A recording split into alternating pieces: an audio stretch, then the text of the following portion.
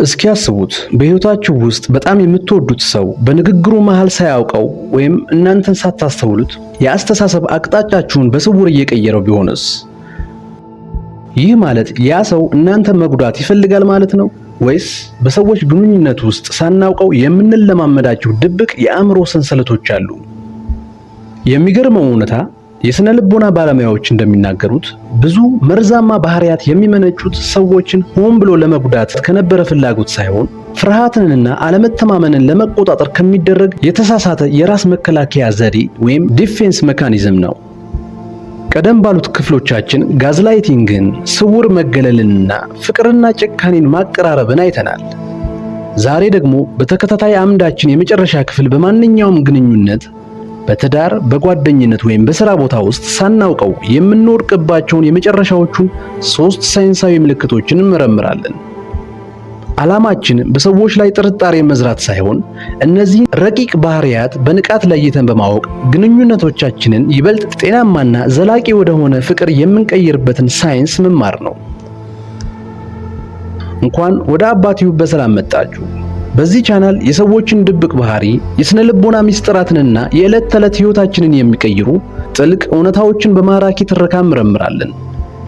የዚህ ቤተሰብ አባል ለመሆን አሁኑኑ ቻናሉን ሰብስክራይብ በማድረግ የደውል ምልክቱን ይጫኑ። አሁን ግንኙነቶቻችንን ከስውር ውጥንቅጦች አውጥተን ወደ ተሻለ ግንዛቤ የምናሳድግበትን ሳይንሳዊ ምልክቶች መመልከት እንጀምር።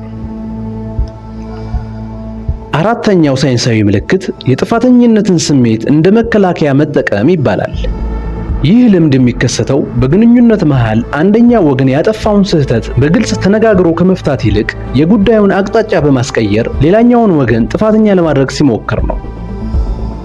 ለምሳሌ በጓደኝነት ወይም በሥራ ቦታ ላይ የአንዱን ሰው ስህተት ለማስተካከል ስትወያዩ ያ ሰው ስለ ስህተቱ ከማውራት ይልቅ አንተ እኮ ሁልጊዜ የኔን ጉድለት ብቻ ነው የምታየው፣ ለኔ ፍቅር የለህም በማለት ውይይቱን ወደ ስሜታዊ ክስ ይቀይረዋል። የስነ ልቦና ባለሙያዎች እንደሚሉት ይህ ባህሪ ሆን ተብሎ ከተሰራ ተንኮል ይልቅ ግለሰቡ የራሱን ስህተት ለመጋፈጥ ካለው ፍርሃት የመነጨ ድብቅ መከላከያ ነው። ነገር ግን ውይይቱን ስለሚያጠፋው ትክክለኛው ተበዳይ ራሱን እንዲጠራጠር ያደርገዋል።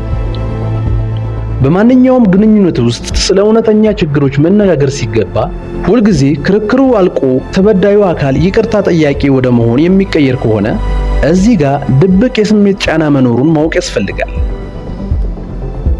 አምስተኛው ምልክት በሳይኮሎጂ አጠራር ትራያንጉሌሽን ወይም ሶስተኛ ወገንን ጣልቃ በማስገባት ማወዳደር ይባላል። ይህ የሚሆነው አንድ ተቆጣጣሪ አካል በእናንተና በሱ መካከል ላለው ግንኙነት ቀጥተኛ መፍትሄ ከመፈለግ ይልቅ ሁልጊዜ ሌላ ሶስተኛ ሰውን ማለትም እንደ ሌላ ጓደኛ፣ የቀድሞ ባልደረባ ወይም ዘመድ እንደ ማነጻጸሪያ አድርጎ ውይይት ውስጥ ሲያስገባ ነው። ብዙ ጊዜ ሰዎች ይህንን የሚያደርጉት በስውር እናንተን ለማነቃቃት በማሰብ ሊሆን ይችላል። ነገር ግን ሳይንሱ እንደሚያሳየው ይህ አቀራረብ በሰዎች መካከል አላስፈላጊ ውድድርን፣ ቅናትንና በራስ የመተማመን ስሜት መውረድን ይፈጥራል። ግንኙነታችሁ በሁለታችሁ ጥንካሬ ላይ ከመገንባት ይልቅ ሁልጊዜ እገሌ እኮ እንዲህ ነው፣ አንተ ለምን እንደሱ አትሆንም በሚል የንጽጽር ጫና ውስጥ የሚያልፍ ከሆነ ይህ በስውር የመቆጣጠር አዝማሚያ እንዳለ አመላካች ነው። ስድስተኛውና የመጨረሻው ምልክት የባህሪ ወሰንን ቀስ በቀስ ማሸርሸር ይባላል።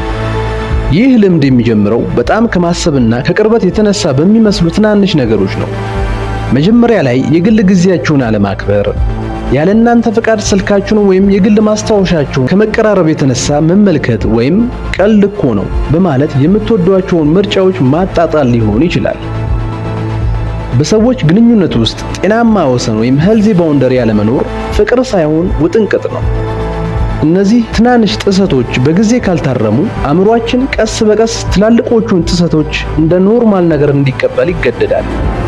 መጀመሪያ አካባቢ ፈጽሞ አልቀበለውም የምትሉትንና የሚረብሻችሁን ባህሪ አሁን ላይ ለሰላም ሲባል በሚል ሰበብ ራሳችሁን እየሸነገላችሁ በዝምታ የምትቀበሉት ከሆነ የግል የባህሪ ወሰናቸው እየተሸረሸረ መሆኑን ማስተዋል ያስፈልጋል። ታዲያ እነዚህን 6 ሳይንሳዊ ምልክቶች በሕይወታችን ውስጥ ስናይ ምን ማድረግ አለብን ካልን መፍትሄው መለያየት ወይም መጣላት ሳይሆን የስነ ልቦና ባለሙያዎች ግንኙነቶቻችንን ለመታደግ 3 ወሳኝ ገንቢ እርምጃዎች እንድንወስድ ይመክሩናል። የመጀመሪያው ግልጽና ፍርሃት የሌለበት ውይይት ወይም ራዲካል ኦነስቲ የምንለውን ማድረግ ሲሆን ስለሚሰማችሁ ስሜት በቁጣ ሳይሆን በረጋ መንፈስ ከተደራዳሪው አካል ጋር ተነጋገሩ። እንዲህ ስታደርግ እኔ እንዲህ አይነት ስሜት ይሰማኛል ብሎ በግልጽ ማስረዳት ውዥንብሮችን ያጠፋል።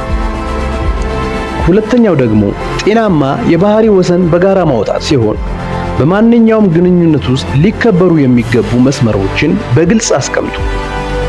ወሰን ማበጀት ሌላውን ሰው መጥላት ሳይሆን ለግንኙነቱ ዘላቂ ሰላም ዋስትና መስጠት ነው።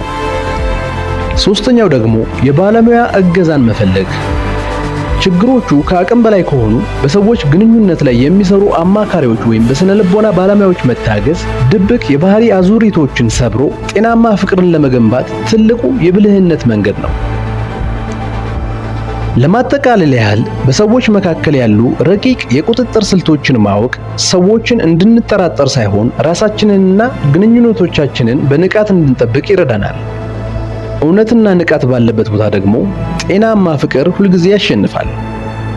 ውድ የቻናላችን ቤተሰቦች በዚህ ባለ 4 ክፍሎች ተከታታይ አምዳችን ከተመለከትናቸው 6 ሳይንሳዊ ምልክቶች መካከል እናንተ ግንኙነትን ለማሻሻል በብዛት የተጠቀማችሁበት መፍትሄ የትኛው ነው?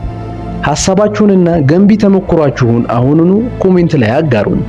በዝርዝር እንወያይበታለን። በቀጣይ ሳምንት ደግሞ የአስተሳሰብ አድማሳችሁን የሚቀይር ሌላ አዲስና እጅግ አስገራሚ ጥልቅ የስነ ልቦና ሚስጥር ይዘንላችሁ እንቀርባለን። ይህ ልዩ ክፍል እንዳያመልጣችሁ አሁኑኑ ቻናሉን ሰብስክራይብ በማድረግ የደወል ምልክቱን ተጫኑ። ቪዲዮውን ከወደዳችሁት ላይክ እና ሼር ማድረጋችሁንም አትርሱ። የአእምሮ ሰላማችሁን በጥንቃቄ ጠብቁ። ለዛሬው በዚሁ አበቃን። ሰላም።